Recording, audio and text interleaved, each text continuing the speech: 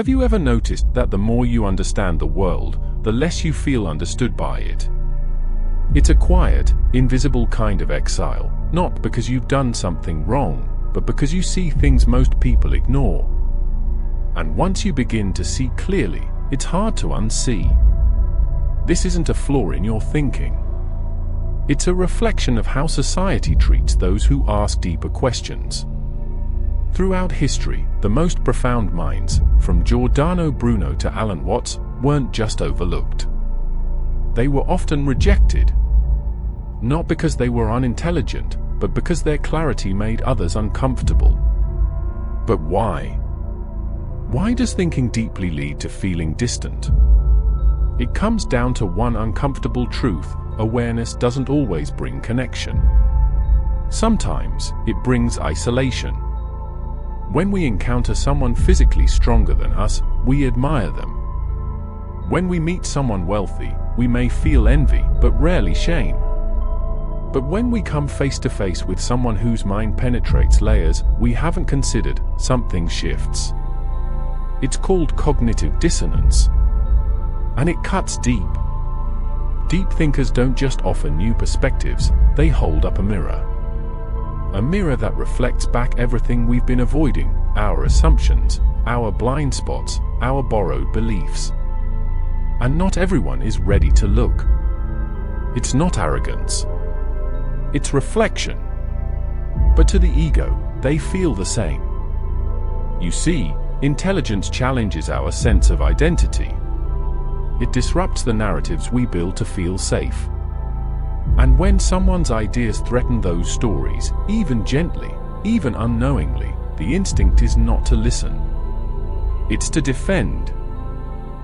This is why deep conversations often die in shallow rooms. People don't just avoid complexity because it's confusing. They avoid it because it's confronting.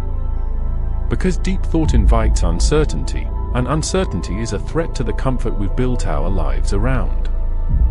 This is why, in groups, deep thinkers often feel like outsiders. Not because they don't want to belong, but because belonging often means staying silent about what they truly see. And here's the paradox: the more someone seeks truth, the more they risk being distanced from others. That's not because truth is unlovable. It's because truth isn't always palatable. In one-on-one conversations, people might be open. They may even feel inspired. But in groups, something else takes over: status dynamics. The fear of looking foolish. The pressure to conform. And suddenly, insight becomes a liability. The group doesn't just hear your words, it measures its own worth against them. And often, it retaliates. It's no wonder that in the modern age, ideas that feel good spread faster than ideas that make us think. Algorithms reward outrage, not depth. Certainty, not curiosity. Simplicity, not nuance. This isn't a glitch. It's how attention works. But here's what they won't tell you: your solitude doesn't mean you're broken. It means you're tuned into a deeper frequency. The path of awareness is not always crowded, but it is necessary. So if you've ever felt out of place in loud rooms, if your questions make others uncomfortable, if your silence feels heavier than small talk, you're not alone.